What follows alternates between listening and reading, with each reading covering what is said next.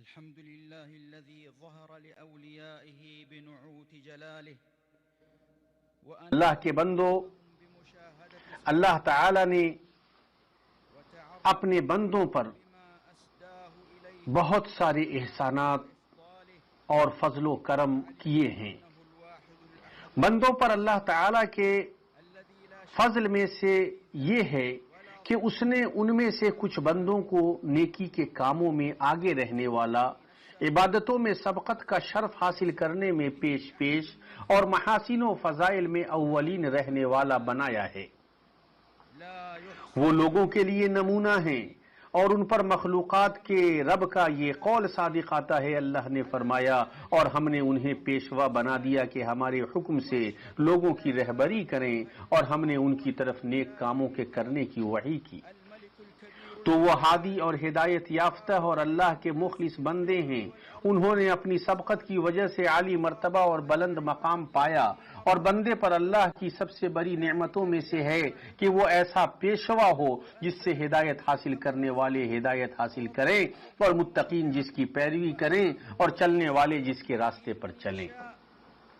ان میں سے کچھ بندے ایسے ہیں جن کے سبقت حاصل کرنے کی اللہ نے تعریف کی ہے، جیسا کہ اللہ جل فی علاه نے فرمایا، اور جو مہاجرین اور انصار سابق اور مقدم ہیں اور جتنے لوگ اخلاص کے ساتھ ان کے پیرو ہیں، اللہ ان سب سے راضی ہوا اور وہ سب اس سے راضی ہوئے، اور اللہ نے ان کے لیے ایسے باغ مہیا کر رکھے ہیں جن کے نیچے نہریں جاری ہوں گی، جن میں ہمیشہ رہیں گے۔ یہ بڑی کامیابی ہے۔ تو وہ عظیم ہستیاں اپنی اولیت کی وجہ سے دوسروں کے لیے ہدایت کی مشعل اور اپنے بعد والوں کے لیے خیر کے نمونے ہیں۔ صحابہ کرام نے جن چیزوں کا اہتمام کیا ہے، ان میں سے صحابہ کرام سے وارد روایات میں سب سے پہلے اسلام قبول کرنے والوں کا ذکر ہے۔ ابن کثیر رحمہ اللہ کہتے ہیں، صحیح یہ ہے کہ علی بچوں میں سب سے پہلے اسلام لائے، خدیجہ عورتوں میں سب سے پہلے اسلام لائیں، زید ابن حارثہ غلاموں میں سب سے پہلے اسلام لائے، اور ابو بکر صدیق آزاد مردوں میں سب سے پہلے اسلام لائے۔ ابن حجر رحمہ اللہ نے کہا ہے، خدیجہ رضی اللہ عنہا جن چیزوں سے مختص ہیں ان میں سے ان کا امت کی خواتین پر ایمان لانے میں سبقت کرنا ہے۔ انہوں نے بعد میں ایمان لانے والی تمام خواتین کے لیے یہ اچھا طریقہ شروع کیا تو ان کے لیے ان کے اجر کے مثل اجر ہوگا، جیسا کہ ثابت ہے جس نے کوئی اچھا طریقہ شروع کیا اور اس کے بعد اس پر عمل کیا گیا تو اس کے لیے اور اس پر عمل کرنے والے کے اجر کے مثل اجر لکھا جائے گا، اور ان کے ثوابوں میں سے کچھ بھی کم نہیں کیا جائے گا۔ اور مردوں میں سے ان کے اس عمل میں ان کے ساتھ ابو بکر صدیق شریک ہیں، اور ان دونوں کو اس کے سبب کتنی مقدار میں ثواب ملے گا اسے سوائے اللہ عز و جل کے کوئی نہیں جانتا۔ اللہ آپ سب پر رحم فرمائے۔ تو اس فضل کو دیکھیں جسے ان سبقت کرنے والوں نے حاصل کیا۔ وہ اس امت میں سب سے پہلے اپنے آپ کو اللہ کے سامنے جھکانے اور دین حق کی اتباع کرنے والے تھے۔ انہوں نے سبقت کا شرف حاصل کیا اور وہ دوسروں کے لیے نمونہ بنے کہ لوگ ان کے بعد لگاتار نجات پانے والے مومنین کے قافلے میں شامل ہو رہے ہیں۔ عبداللہ ابن مسعود رضی اللہ عنہ کی روایت ہے، وہ کہتے ہیں، پہلے جو لوگ اسلام لائے وہ 7 ہیں: رسول اللہ، ابو بکر، عمار، ان کی ماں سمیہ، صہیب، بلال اور مقداد۔ اسے ابن ماجہ نے روایت کیا ہے۔ یقیناً یہ اعزاز کی بات ہے، اور کون سا اعزاز اس سے بڑھ کر ہوگا کہ انسان اللہ کے دین میں داخل ہونے میں جلدی کرے، اپنے اسلام کا اعلان کرے، اپنی قوم کے کفر و ضلالت کی مخالفت کرے، مشرکین کی طرف سے جو تکلیف پہنچے اس پر صبر کرے، اللہ کے درست دین کو مضبوطی سے تھامے، اس پر ثابت قدم رہے اور اس کی طرف دعوت دے۔ اولیت حاصل کرنے میں جن لوگوں کا ذکر کیا جاتا ہے اور فضائل میں سبقت کرنے میں جن کی تعریف کی جاتی ہے، ان میں خلیل اللہ ابراہیم علیہ السلام ہیں۔ ابن عساکر نے ابو ہریرہ رضی اللہ عنہ سے روایت کیا ہے، وہ کہتے ہیں کہ اللہ کے رسول صلی اللہ علیہ وسلم نے فرمایا، ابراہیم علیہ السلام پہلے شخص ہیں جنہوں نے مہمانوں کی مہمان نوازی کی۔ اللہ تعالیٰ نے اپنی کتاب عزیز میں معزز فرشتوں کی مہمان نوازی پر ان کی تعریف کی ہے۔ ارشاد ربانی ہے، کیا تجھے ابراہیم علیہ السلام کے معزز مہمانوں کی خبر بھی پہنچی ہے؟ سے لے کر پھر چپ چاپ جلدی اپنے گھر والوں کی طرف گئے اور ایک فربا بچھڑے کا گوشت لائے اور اسے ان کے پاس رکھا اور کہا، آپ کھاتے کیوں نہیں؟ سبحان اللہ! یہ عمل جلیل ان کی عظیم منقبت ہے، اس لیے کہ انہوں نے خیر کی خصلتوں میں سے اس قابل تعریف خصلت کی سب سے پہلے شروعات کی، اس کے بعد لوگوں نے اس خصلت کو جاری رکھا اور مہمانوں کی ضیافت اور عزت کرتے رہے، یہاں تک کہ اسلام آیا اور اس نے عظیم ادب کی شان بڑھائی اور اسے ایمان کی شاخوں میں سے ایک شاخ بنایا، جیسا کہ اللہ کے رسول صلی اللہ علیہ وسلم نے فرمایا، جو شخص اللہ اور آخرت کے دن پر ایمان رکھتا ہے وہ اپنے مہمان کی عزت کرے، متفق علیہ۔ صحیحین میں آپ صلی اللہ علیہ وسلم سے مروی ہے کہ آپ نے فرمایا، ابراہیم علیہ السلام نے 80 سال کی عمر میں قدوم کلہاڑی کے ذریعے ختنہ کیا۔ علماء کا اجماع ہے کہ ابراہیم علیہ السلام نے سب سے پہلے ختنہ کیا، پھر انبیاء ابراہیم علیہ السلام کی ملت پر چلتے رہے اور اسی میں سے اس اسلامی فطرت کا انجام دینا ہے کہ ان کے بعد ختنہ پیغمبروں علیہم السلام اور ان کے پیروکاروں میں جاری رہا۔ خیر میں اولیت کی مثالوں میں سے وہ بھی ہے جو صحیحین میں آیا ہے کہ عمر رضی اللہ عنہ نے جب خیبر کی اس زمین کے سلسلے میں حکم دریافت کیا جسے انہوں نے حاصل کیا تھا تو اللہ کے رسول صلی اللہ علیہ وسلم نے ان سے کہا، اگر تم چاہو تو اس کی اصل روک کر اسے صدقہ کر دو۔ احمد وغیرہ نے روایت کیا ہے کہ ابن عمر رضی اللہ عنہما نے فرمایا، اسلام میں پہلا وقف کیا ہوا صدقہ عمر رضی اللہ عنہ کا صدقہ ہے۔ عمر رضی اللہ عنہ کے قصے میں وارد یہ حدیث وقت کی مشروعیت کے سلسلے میں اصل ہے، پھر صحابہ کرام رضوان اللہ علیہم اجمعین اور ان کے بعد ان لوگوں کے اوقاف کا سلسلہ جاری رہا جو اللہ کی خوشنودی اور اس کا قرب چاہتے ہیں۔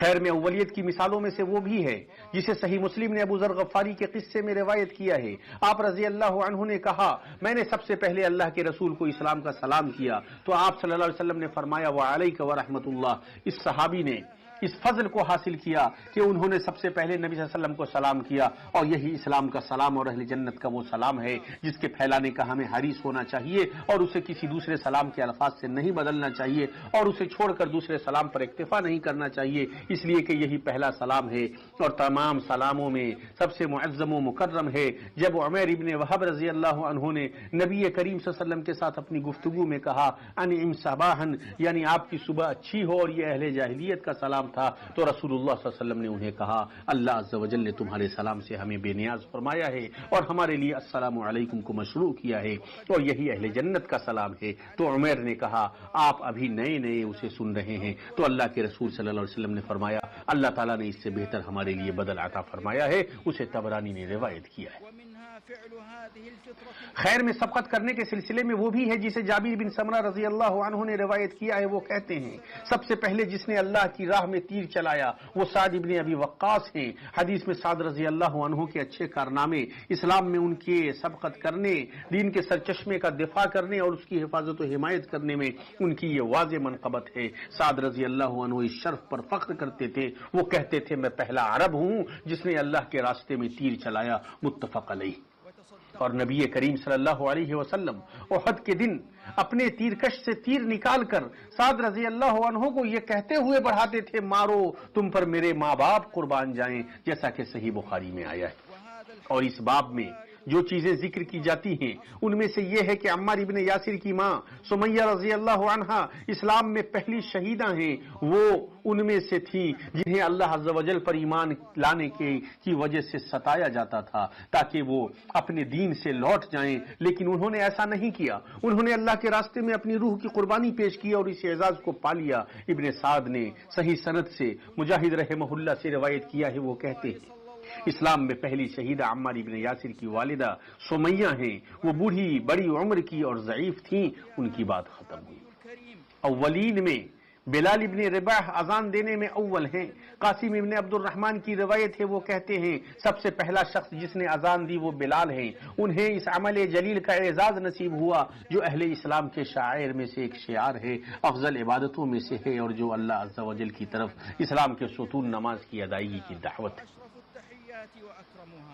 اولیت کے سلسلے میں جن چیزوں کا ذکر کیا جائے گا ان میں سنت جمع کرنے کے سلسلے میں عمر بن عبد العزیز رحمہ اللہ کا حرص ہے کہ انہوں نے اس سلسلے میں ابو بکر ابن حزم کو لکھا اور ابن شہاب زہری کو بھی اس کا حکم دیا۔ ابن حجر رحمہ اللہ کہتے ہیں، سب سے پہلا شخص جس نے حدیث کی تدوین کی وہ ابن شہاب الزہری ہیں، جنہوں نے عمر بن عبد العزیز کے حکم سے صدی کے آغاز میں ایسا کیا۔ پھر بہت زیادہ تدوین و تصنیف کا کام ہوا اور اس سے بہت زیادہ خیر حاصل ہوا، فللہ الحمد۔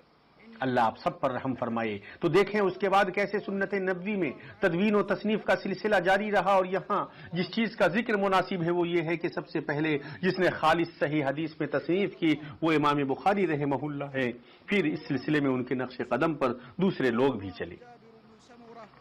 خیر کے کام میں سبقت کرنے کے شواہد میں سے وہ واقعہ بھی ہے جو اس قوم کے سلسلے میں آیا جو مضر سے اللہ کے رسول کے پاس آئی تھی۔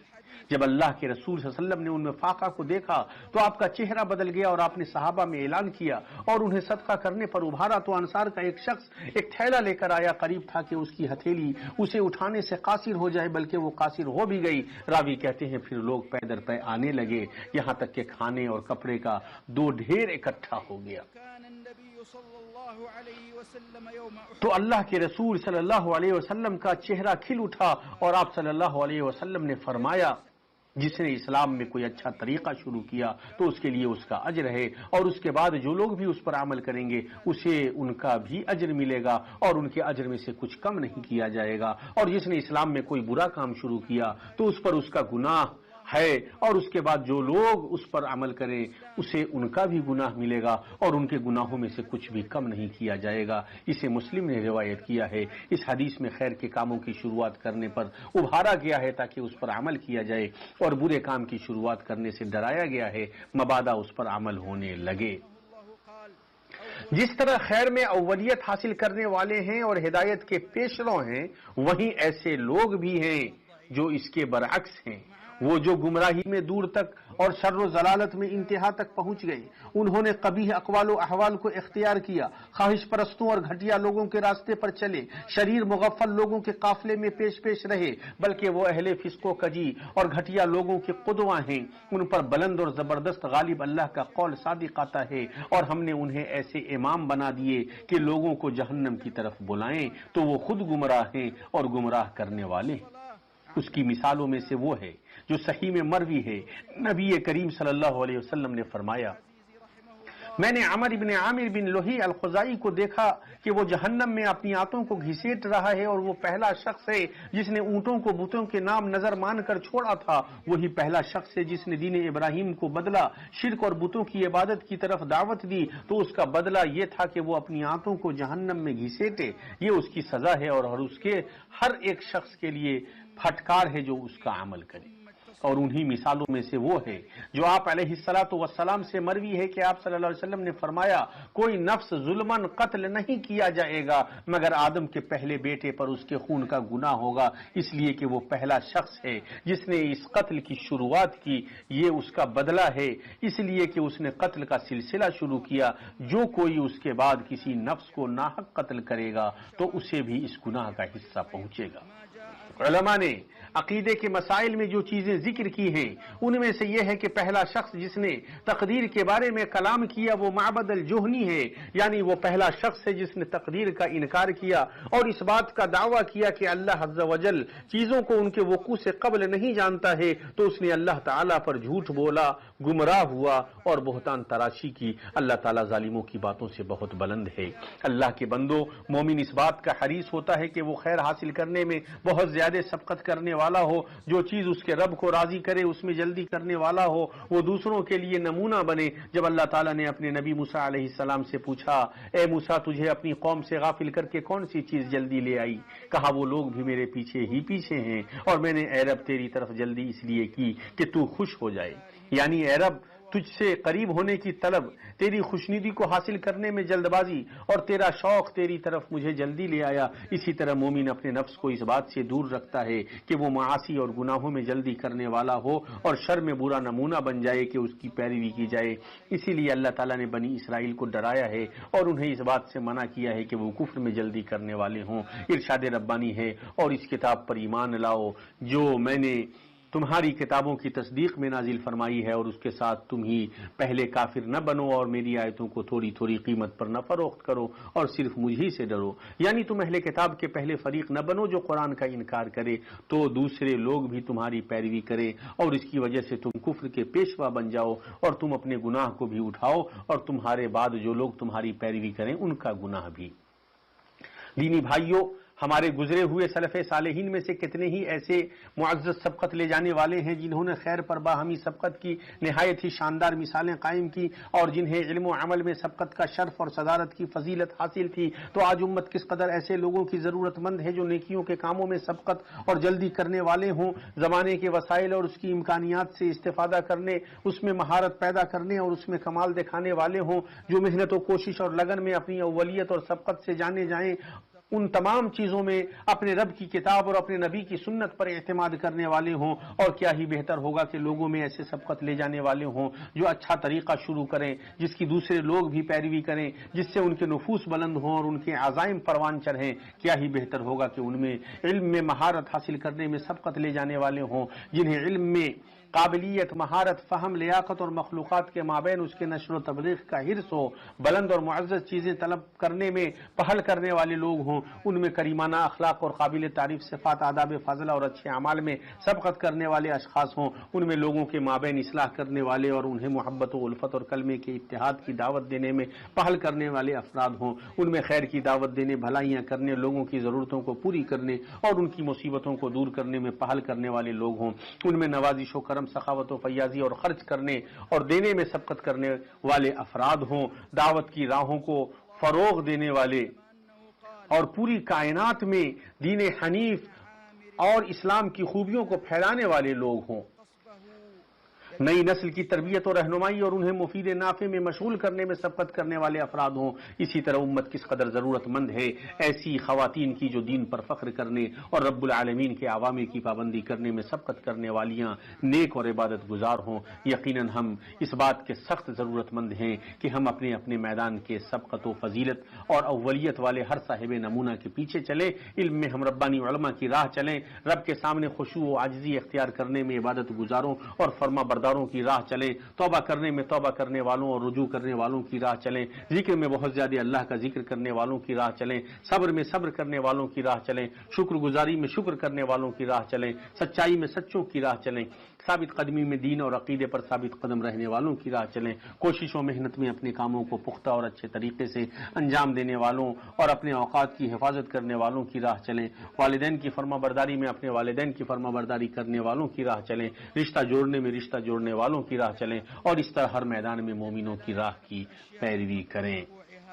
فكذب على الله وضل وافترى تعالى الله عما يقول الظالمون علوا كبيرا. عباد الله، يحرص المؤمن على أن يكون سباقا لنيل الخير، مبادرا في طلب ما يرضي ربه، وأن يكون قدوة لغيره. فلما سأل الله نبيه موسى عليه السلام بقوله: وما أعجلك عن قومك يا موسى؟ قال: هم أولئك على أثري وعجلت إليك رب لترضى. أي عجلني إليك يا رب الطلب لقربك والمسارعة في رضاك والشوق إليك.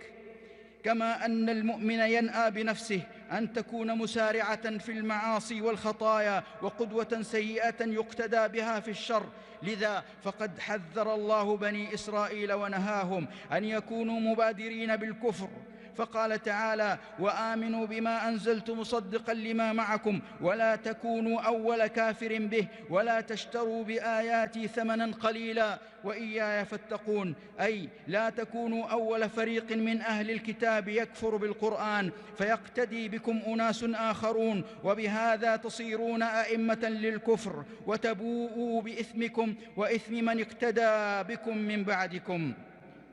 أمة الإسلام، كم في الماضين من سلفنا الصالح من الأوائل الأمجاد الذين ضربوا أروع الأمثلة في التنافس على الخير، وكان لهم شرف السبق وفضل الصدارة في العلم والعمل، فما أحوج الأمة اليوم إلى سابقين مبادرين في وجوه الخيرات، مبدعين متقنين مستفيدين من وسائل العصر وإمكاناته، يعرفون بأوليتهم وسابقتهم في الجد والمثابرة والاجتهاد، مستندين في ذلك كله إلى كتاب ربهم وسنة نبيهم صلى الله عليه وسلم. وما أجدر أن يكون في الناس أوائل يسنون للناس سنة حسنة فيتأسى بهم غيرهم فتسمو نفوسهم وترتقي هممهم، وما أجدر أن يكون فيهم أوائل في الرسوخ في العلم، لهم فيه نبوغ وإتقان وفهم وإحسان وحرص على تبليغه ونشره بين الأنام، ويكون فيهم أوائل في طلب معالي الأمور وأشرافها، ويكون فيهم أوائل في الأخلاق الكريمة والصفات الحميدة والآداب الفاضلة ومحاسن الأعمال، ويكون فيهم أوائل في الإصلاح بين الناس ودعوتهم إلى المحبة والألفة واجتماع الكلمة، ويكون فيهم أوائل في الدعوة إلى الخير وصنائع المعروف وقضاء حوائج الناس وتفريج كرباتهم، ويكون فيهم أوائل في الكرم والبذل والجود والإنفاق والعطاء والسخاء، ويكون فيهم أوائل في استثمار سبل الدعوة ونشر الدين الحنيف ومحاسن الإسلام في العالمين، ويكون فيهم أوائل في توجيه وتربية النشء وشغلهم بالنافع المفيد. وما أحوج الأمة أيضا وما أحوج الأمة كذلك إلى سابقات صالحات قانتات في الاعتزاز بالدين والمحافظة على أوامر رب العالمين. إننا عباد الله بحاجة ماسة إلى أن نحذو حذو كل صاحب قدوة في مجاله من أهل السبق والفضل والأولوية، فنسلك سبيل العلماء الربانيين في علمهم، والطائعين العابدين في إخباتهم لربهم، والتائبين المنيبين في توبتهم، والذاكرين الله كثيرا في ذكرهم، والصابرين في صبرهم، والشاكرين في شكرهم، والصادقين في صدقهم، والثابتين على دينهم ومبادئهم في ثباتهم، والجادين والمتقنين أعمالهم، والمحافظين على أوقاتهم في جدهم واجتهادهم، والبارين آباءهم في برهم، والواصلين رحمهم في وصلهم، وهكذا في كل مجال من مجالات اتباع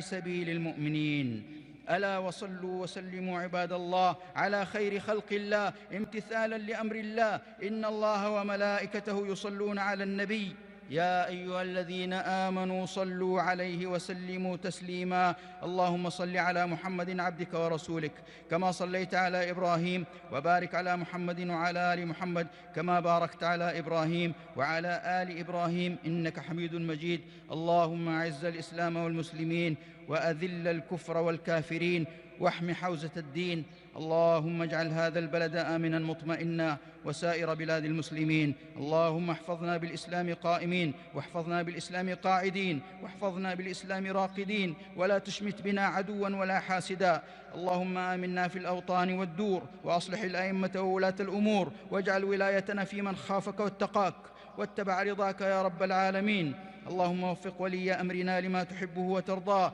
من الأقوال والأعمال يا حي يا قيوم، وخذ بناصيته للبر والتقوى. اللهم كن لإخواننا المستضعفين والمجاهدين في سبيلك والمرابطين على الثغور وحماة الحدود، اللهم كن لهم معينا ونصيرا ومؤيدا وظهيرا. اللهم إنا نعوذ بك من زوال نعمتك وتحول عافيتك وفجاءة نقمتك وجميع سخطك. اللهم اشف مرضانا وارحم موتانا وبلغنا فيما يرضيك آمالنا، واختم بالباقيات الصالحات أعمالنا. اللهم إنا نعوذ بك من البرص والجنون والجذام وسيء الأسقام. اللهم ارفع عنا وعن المسلمين كل داء ووباء وبلاء. اللهم أحسن عاقبتنا في الأمور كلها وأجرنا من خزي الدنيا وعذاب الآخرة. ربنا ظلمنا أنفسنا وإن لم تغفر لنا وترحمنا لنكونن من الخاسرين. ربنا آتنا في الدنيا حسنة وفي الآخرة حسنة وقنا عذاب النار. وصل اللهم وسلم على نبينا محمد وعلى آله وصحبه أجمعين، والحمد لله رب العالمين.